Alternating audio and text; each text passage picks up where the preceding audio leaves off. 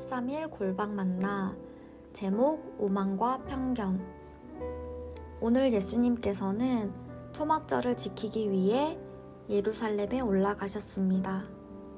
초막절은 이스라엘 백성이 광야 생활 동안 하나님께서 반석에서 생수를 내어 공급하신 은혜를 기억하며 감사하는 중요한 절기였습니다. 광야라는 척박한 환경 속에서 물은 곧 생명이었고 그 물을 주신 분이 하나님이셨음을 기념하는 날이 바로 초막절이었습니다. 그 절기의 마지막 날 예수님께서는 서서 크게 외쳐 말씀하십니다. 누구든지 목마르거든 내게로 와서 마시라. 절기에 물 붓는 의식을 배경으로 예수님께서는 상징을 넘어 자신이 바로 참된 생수의 근원임을 선포하신 것입니다.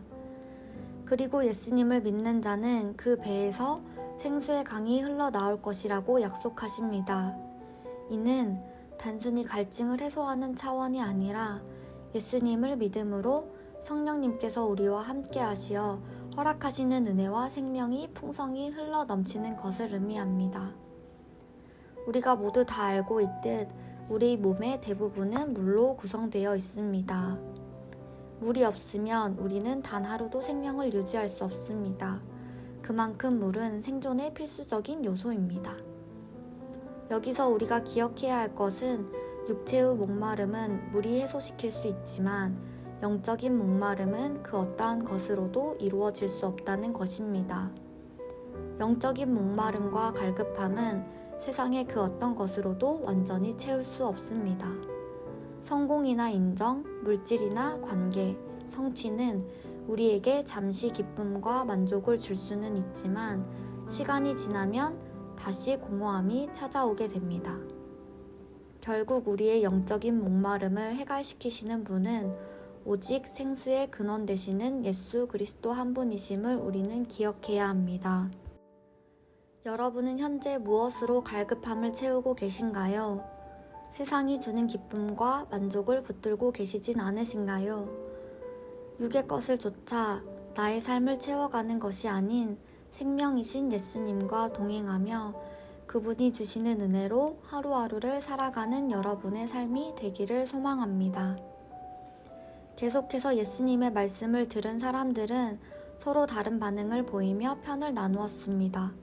어떤 이는 예수님을 그리스도라 하고 어떤 이는 부정하며 논쟁하기 시작했습니다.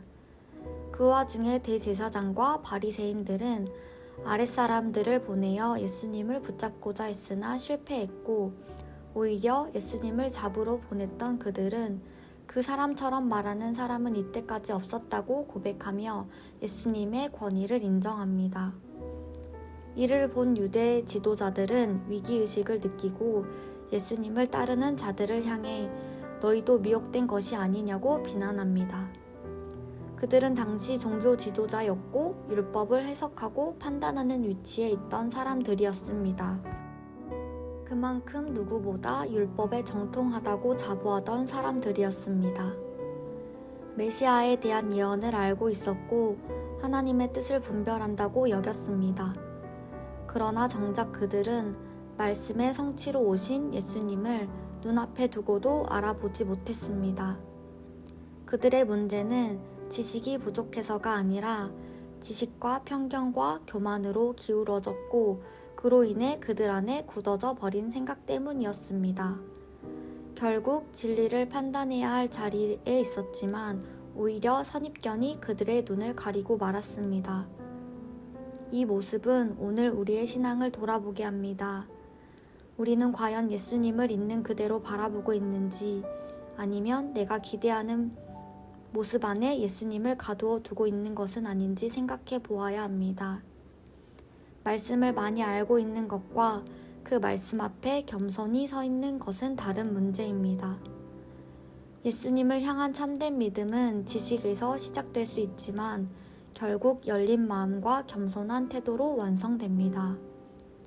오늘도 내 생각과 기준을 내려놓고 주님의 음성에 귀 기울이는 마르투스가 되기를 소망합니다.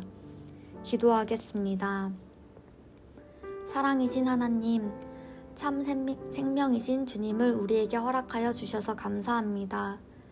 하나님, 오늘 하루를 살아갈 때 먼저는 말씀 앞에 겸손함으로 나아가게 하시고 세상의 기준이나 내 생각에 예수님을 가두지 않고 있는 그대로의 주님을 바라보며 믿음과 순종으로 나아가게 하여 주시옵소서.